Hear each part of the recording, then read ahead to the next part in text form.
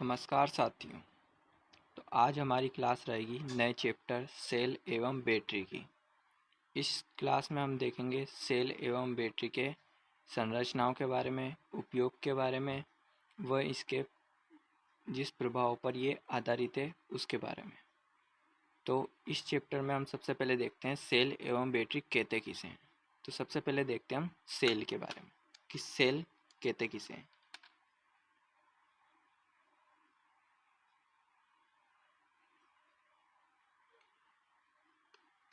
तो सेल उसे कहते हैं जो रासायनिक ऊर्जा को विद्युत ऊर्जा में परिवर्तित करता है। तो रासायनिक ऊर्जा को विद्युत ऊर्जा में परिवर्तित करने वाली युक्ति सेल कहलाती है।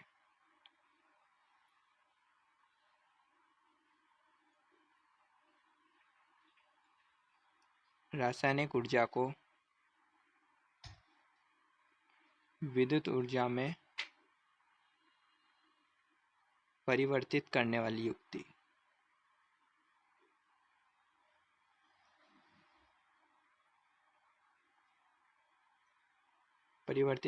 युक्ति सेल कहलाती है। अब देखते हैं हम बैटरी के बारे में।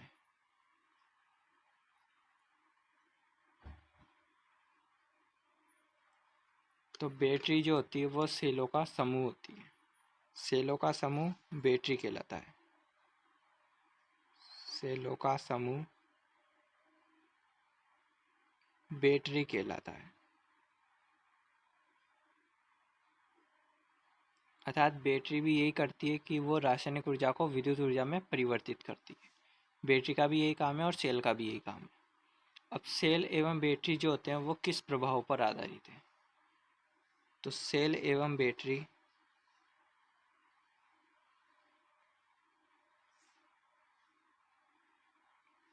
ये सेल एवं बैटरी जो है विद्युत धारा के रासायनिक प्रभाव पर आधारित है। विद्युत धारा के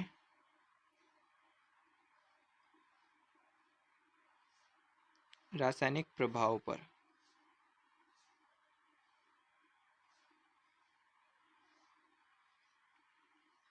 आधारित है। अब बात करते हैं हम रासायनिक प्रभाव होता क्या है। तो रासायनिक प्रभाव के बारे में देखते हैं।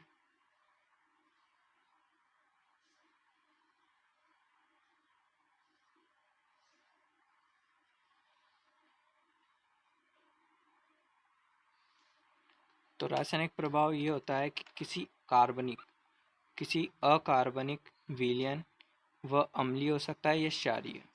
तो किसी अकार्बनिक अम्लीय या क्षारीय विलयन में से विद्युत धारा प्रवाहित करने पर वह अपने अवयवों में विभक्त हो जाता है।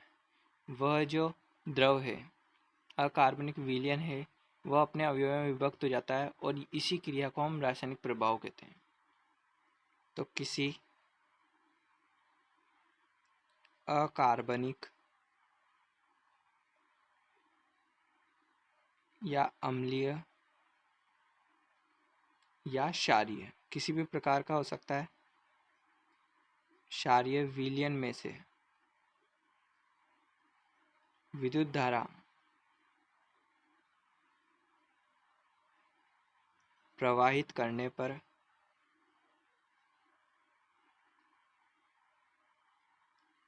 उसका अपने अवयवों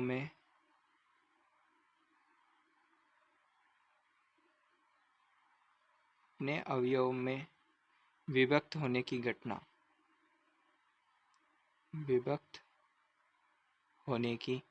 घटना या प्रक्रिया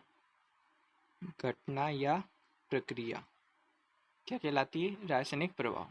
तो सेल एवं बैटरी दोनों रासायनिक प्रभाव पर ही आधारित है। अब देखते हैं हम सेल की संरचना के बारे में।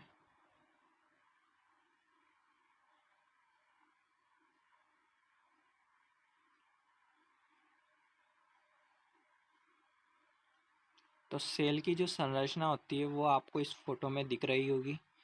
तो सेल में जो इलेक्ट्रोलाइट होता है, इसमें आपको द्रव के रूप में इलेक्ट्रोलाइट दिख रहा होगा और ये प्रक्रिया जिस पात्र में होती है उसे वोल्टामीटर कहते हैं। इसमें दो इलेक्ट्रोड होते हैं, एनोड और कैथोड। एनोड पॉजिटिव होता है और कैथोड नेगेटिव होता है। इसमें एनोड से जो आयन्स निकलते हैं उन्हें धनायन कहा जाता है, और कैथोड से जो आयन्स निकलते हैं उन्हें ऋणायन कहा जाता है। इस प्रकार इलेक्ट्रोलाइट की क्रिया संपन्न होती है और उससे ही हमारा सेल विद्युत धारा देता है। तो ये होती है सेल की संरचना। तो हम सबसे पहले बात करते हैं वोल्टामीटर के बारे में।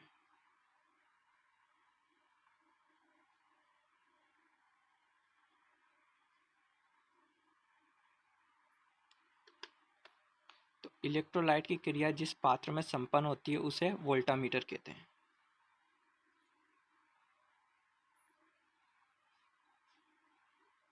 इलेक्ट्रोलाइट क्रिया जिस पात्र में संपन्न होती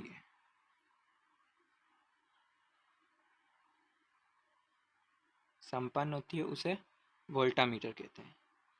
अब देखते हैं हम इलेक्ट्रोलाइट के बारे में।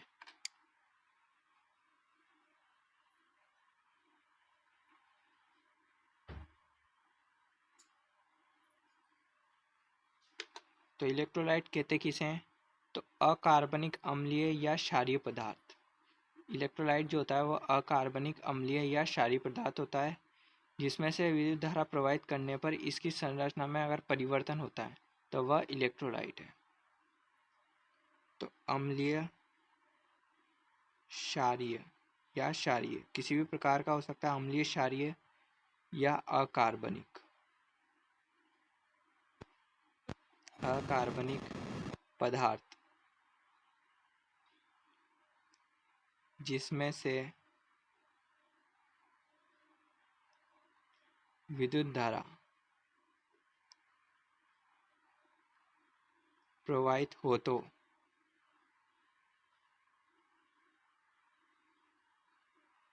इसकी संरचना में परिवर्तन हो। जिससे विद्युत धारा प्रवाहित हो तो इसकी संरचना में परिवर्तन हो। तो इस प्रकार का जो विलयन है वह इलेक्ट्रोलाइट कहलाता है। इलेक्ट्रोलाइट का हम ताप गुणांक की बात करें। इलेक्ट्रोलाइट का ताप गुणांक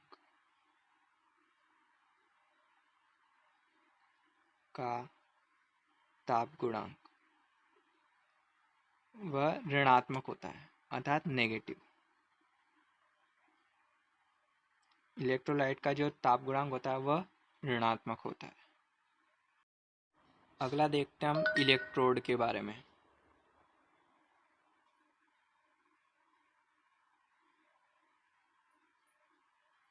तो इलेक्ट्रोड जो होते हैं वह दो प्रकार के होते हैं।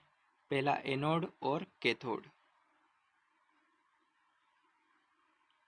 एनोड अर्थात पॉजिटिव, तो जिसमें से विद्युत धारा बाहर निकलती है उसे एनोड कहते हैं। जिससे धारा बाहर निकलती है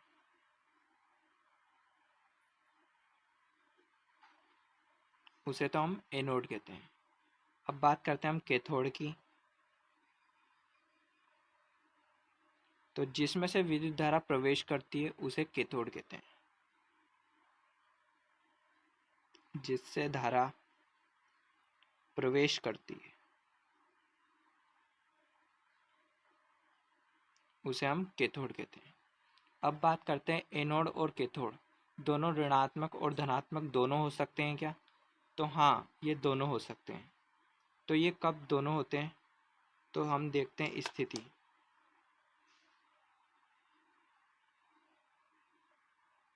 स्थिति 1 व स्थिति 2।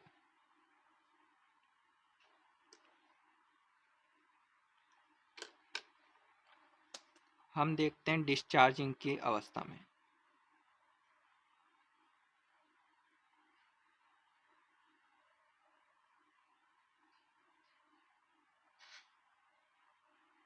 तो डिस्चार्जिंग की जो अवस्था में होता है ना, वो एनोड तो होता है धनात्मक और कैथोड होता है ऋणात्मक।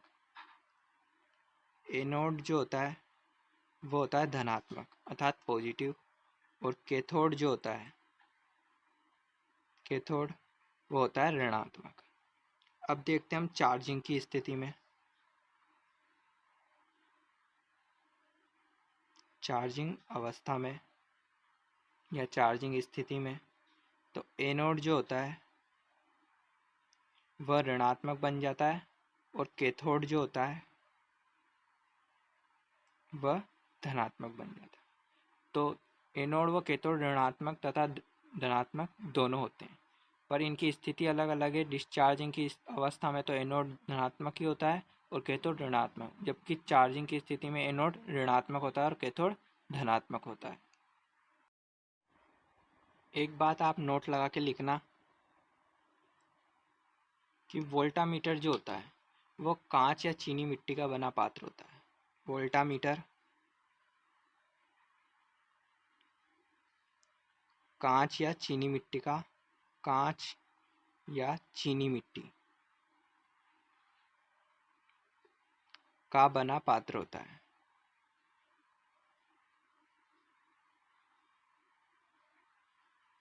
जिसमें हमारी विद्युत अपघटन की क्रिया संपन्न होती है। अब देखते हैं हम फेराडे के विद्युत अपघटन के नियम।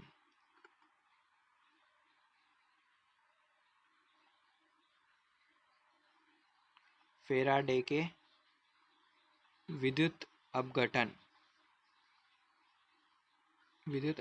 के नियम। तो माइकल फेराडे ने विद्युत अपघटन के दो नियम दिए हैं, एक तो है प्रथम नियम और एक है द्वितीय नियम। सबसे पहले देखते हैं हम प्रथम नियम के बारे में। प्रथम नियम, माइकल फेराडे का जो प्रथम नियम है वह कहता है किसी इलेक्ट्रोलाइट विलयन में धारा प्रवाहित करने पर इलेक्ट्रोड पर मुक्त हुए द्रव्यमान धारा की मात्रा अर्थात IT धारा व समय का गुणनफल के समानुपाती होता है। अर्थात किसी इलेक्ट्रोलाइट है, उसमें हम विद्युत धारा प्रवाहित करेंगे तो इलेक्ट्रोड पर जो पदार्थ है वो मुक्त होगा, अर्थात जो पदार्थ पर द्रव्यमान जो होता है वह धारा की मात्रा के समानुपाती होता है। तो हम इसे डेफिनेशन के तौर पे लिखते हैं, किसी इलेक्ट्रोलाइट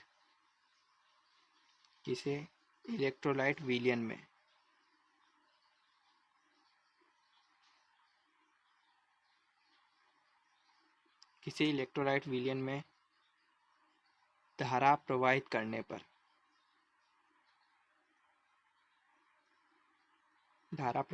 पर इलेक्ट्रोड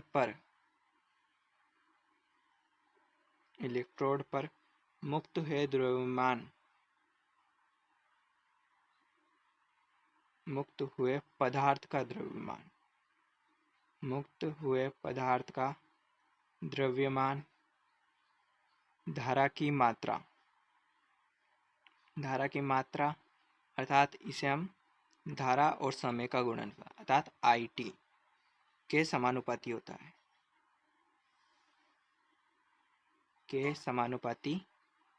होता है। तो इसके अनुसार जो द्रव्यमान है पदार्थ का वह धारा की मात्रा के समानुपाती होता है। तो द्रव्यमान को हम m से प्रदर्शित करते हैं और ये किसके समानुपाती होता है? धारा की मात्रा अर्थात समानुपाती IT के, धारा की मात्रा के। अगर हम इसका समानुपाती का चिन्ह हटाते हैं तो m बराबर एक स्थिरांक लगता है ZIT। तो यहाँ जो Z है वह स्थिरांक है और Z को ही हम रासायनिक तुल्यांक भी कहते हैं। तो यहाँ m जो है वो पदार्थ का द्रव्यमान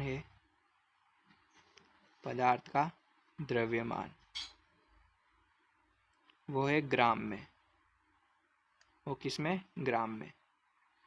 और Z जो है वह है रासायनिक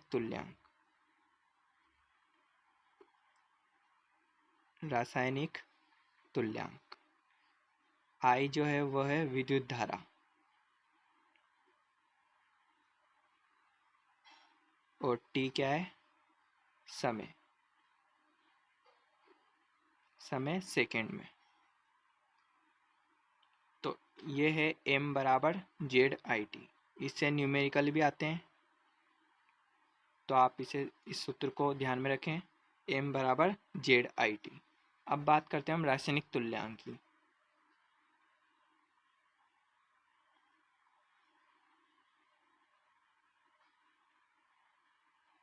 तो रासायनिक तुल्यांक को हम जेड से प्रदर्शित करते हैं और इसका जो सूत्र है हम इस सूत्र से ही बनाएंगे।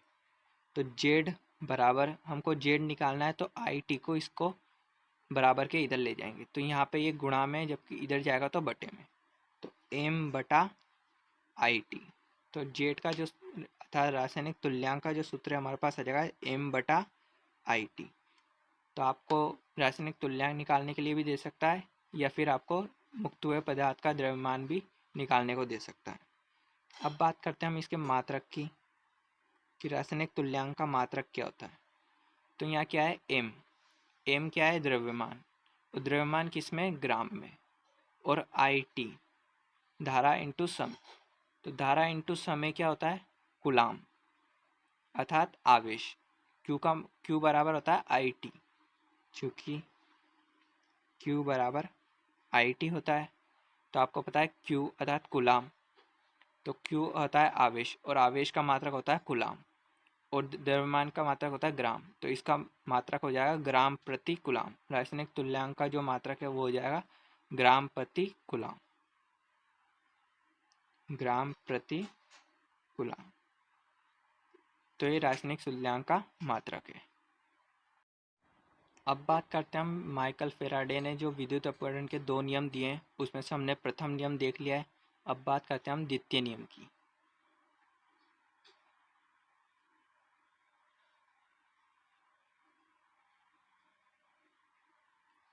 तो द्वितीय नियम क्या कहता है, जब धारा व समय नियत हो तो भिन्न भिन्न विलयन में से धारा प्रवाह होने पर जो मुक्त हुए पदार्थ का द्रव्यमान है वो विलयन के रासायनिक तुल्यांक के समानुपाती होता है।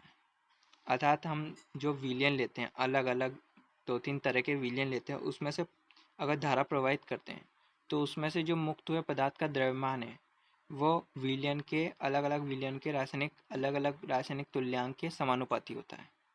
तो इसे हम डेफिनेशन के तौर पे लिखते हैं, जब धारा व समय नियत हो, धारा व समय नियत हो तो भिन्न भिन्न विलयन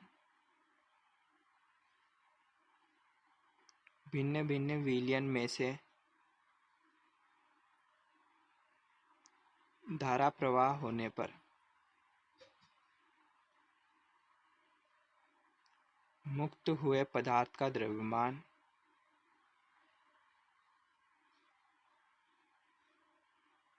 विलयन के रासायनिक तुल्यांक, विलयन के रासायनिक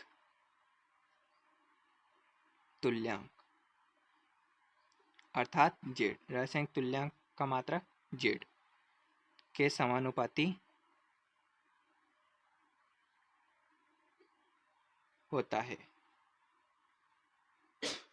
तो द्वितीय नियम कहता है, जब धारा व समय नियत हो तो भिन्न भिन्न विलयन में से धारा प्रवाह होने पर मुक्त हुए पदार्थ का द्रव्यमान विलयन के रासायनिक तुल्यांक के समानुपाती होता है।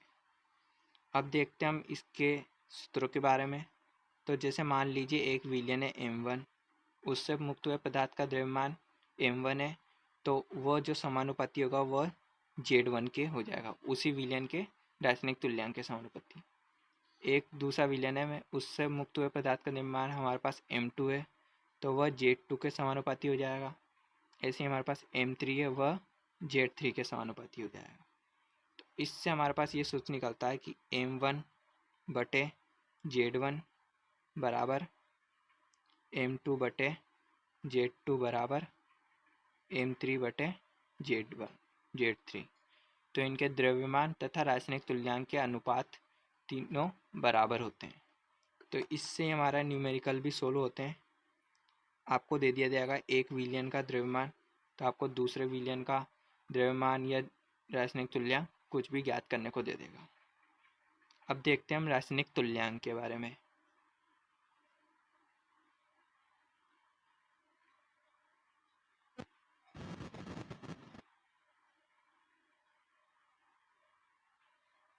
तो रासायनिक तुल्यांक होता क्या है, तो रासायनिक तुल्यांक परमाणु भार बटे संयोजकता का अनुपात होता है। रासायनिक तुल्यांक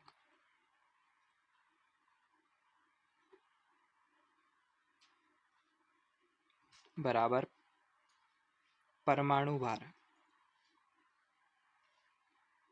भार बटे संयोजकता। तो रासायनिक तुल्यांक का जो सूत्र है परमाणु भार बटे संयोजकता। अब देखते हैं हम कुछ महत्वपूर्ण तत्वों के रासायनिक तुल्यांक के बारे में।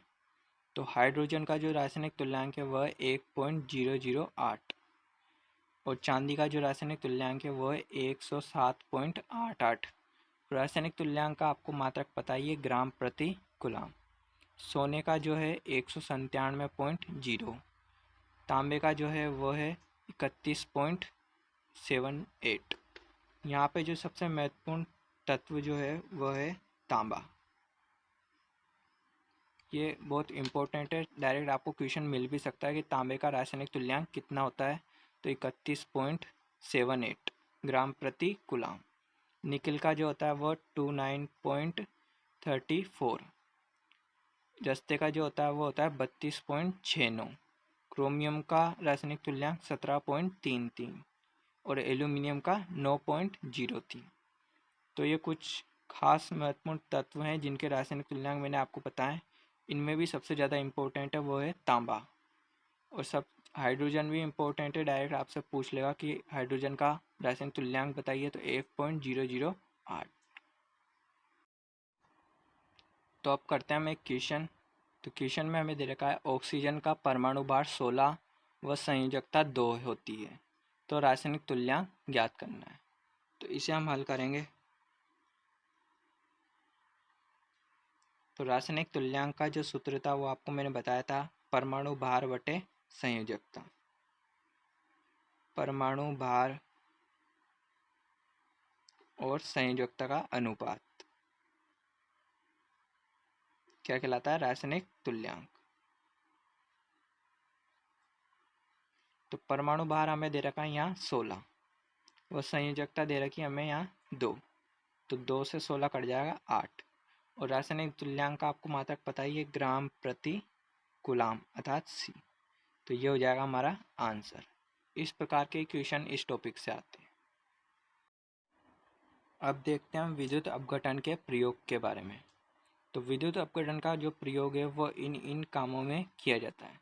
विद्युत रंजन या लेपन में विद्युत अपघटन का प्रयोग किया जाता है। विद्युत मुद्रण में, धातु निष्कर्षण में, धातु शुद्धिकरण में, कैपेसिटर बनाने में और ईएमएफ उत्पन्न करने में। इन सभी के बारे में हम एक एक करके चर्चा करेंगे। तो सबसे पहले देखते हैं विद्युत रंजन या विद्युत लेपन के बारे में।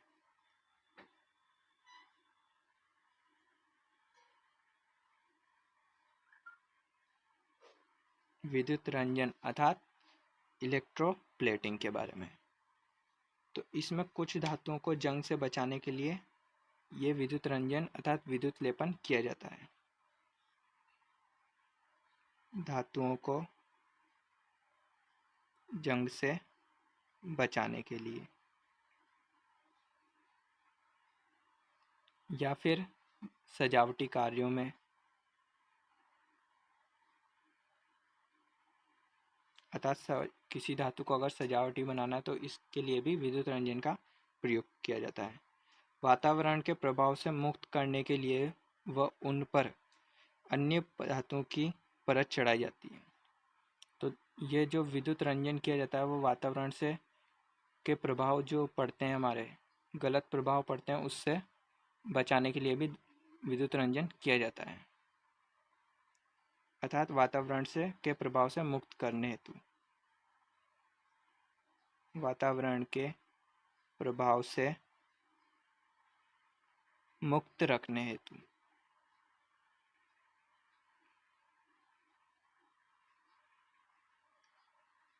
मुक्त रखने हेतु किया जाता है विद्युत रंजन। इस उच्च गुणवत्ता वाली विद्युत रंजन के लिए कम धारा की आवश्यकता होती है, अर्थात हमें उच्च गुणवत्ता वाली विद्युत लेपन करनी है तो हमें कम धारा की आवश्यकता होती है। तो ये स्टार पॉइंट लगा के लगाना आप। की उच्च गुणवत्ता की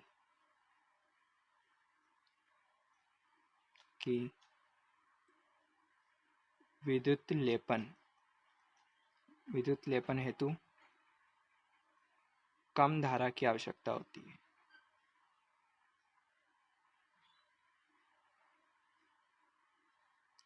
कम धारा की आवश्यकता होती है, अर्थात हम जितनी कम धारा देंगे उतनी उच्च गुणवत्ता वाला विद्युत लेपन होगा। अब बात करते हैं हम एग्जाम्पल की। तो इसमें एग्जाम्पल देखते हैं हम।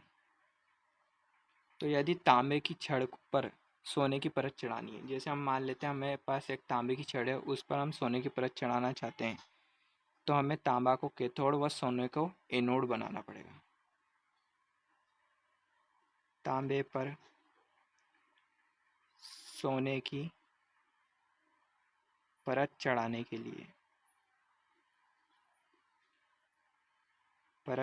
के लिए तांबा कैथोड व सोने को एनोड पर लगाना होगा। अर्थात इससे आप समझ सकते हैं हमें जिस पदार्थ की परत चढ़ानी है और जिस पर चढ़ानी है उसको क्या देंगे। अर्थात जिस पे हमको परत चढ़ानी है उसको तो हम कैथोड बनाएंगे, इसलिए हम तांबे को कैथोड बना रहे हैं क्योंकि हमें, और जिसकी परत चढ़ानी है अर्थात सोने की चढ़ानी है उसको एनोड बनाएंगे। तो ये हमारा विद्युत रंजन। अब देखते हैं हम विद्युत मुद्रण के बारे में। तो विद्युत मुद्रण क्या होता है? जब किसी किताब के पूरे पृष्ठ का पाठ्य तैयार कर लिया जाता है तो उसके ऊपर पीओपी या मोम की तरह दबाकर कैथोड प्लेट तैयार की जाती है। अर्थात कोई भी पृष्ठ है उसके ऊपर हम पीओपी या मोम की तरह दबाकर कैथोड की प्लेट तैयार करते हैं और उसके ऊपर ग्रेफाइट का पाउडर छिड़क कर इसका कैथोड बनाया जाता है। अब बात करें एनोड के लिए। तो एनोड के लिए कॉपर की प्लेट का उपयोग किया जाता है। एनोड के लिए कॉपर प्लेट का उपयोग करते हैं। अब देखते हैं हम धातु निष्कर्षण के बारे में।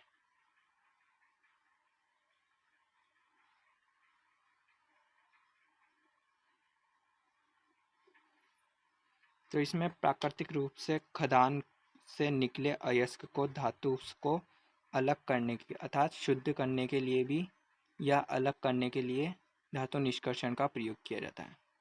अर्थात खदान से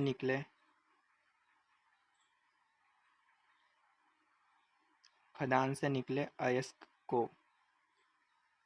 अयस्क से धातु अलग करने के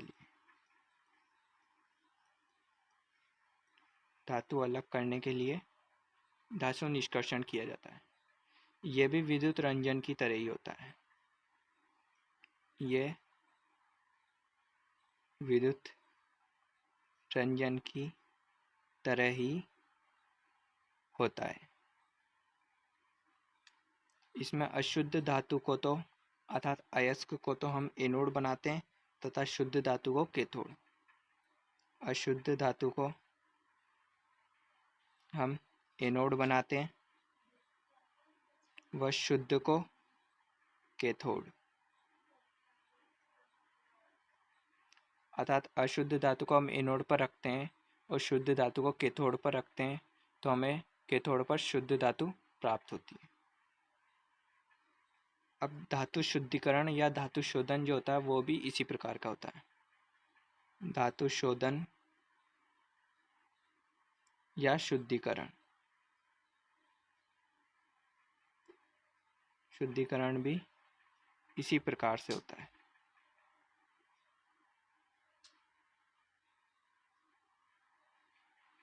अर्थात किसी धातु से हम उसका शुद्ध रूप प्राप्त करना चाहते हैं तो उसके लिए हम धातु शुद्धिकरण करते हैं। अब देखते हैं हम विद्युत अपघटन के नेक्स्ट प्रयोग के बारे में, कैपेसिटर बनाने में।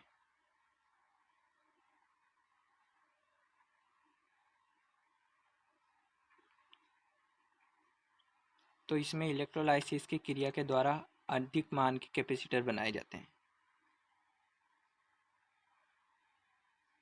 इलेक्ट्रोलाइसिस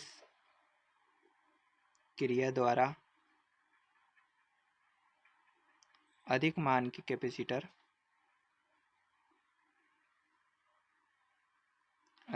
के कैपेसिटर या संधारित्र बनाए जाते हैं। इन कैपेसिटर को इलेक्ट्रोलाइट कैपेसिटर कहते हैं। इन्हें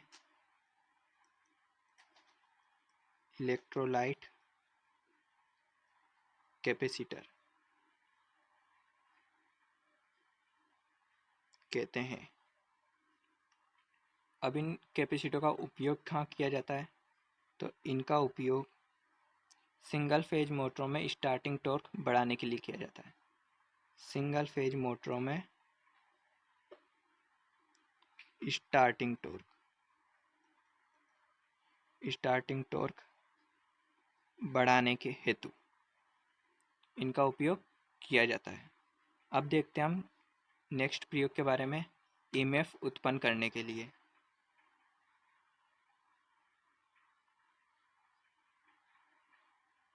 ईएमएफ उत्पन्न करने के लिए भी विद्युत अपघटन का प्रयोग किया जाता है।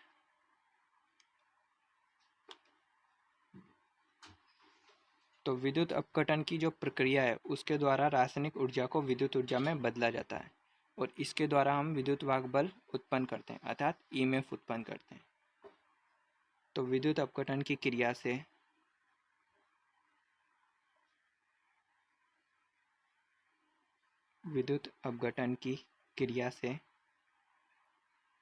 रासायनिक ऊर्जा को विद्युत ऊर्जा में बदला जाता है, जिससे हमें विद्युत वाहक बल प्राप्त होता है। तो आज की क्लास हमारी यहीं तक रहेगी। तो आपको वीडियो पसंद आए तो लाइक करें, शेयर करें। Thanks for watching. धन्यवाद।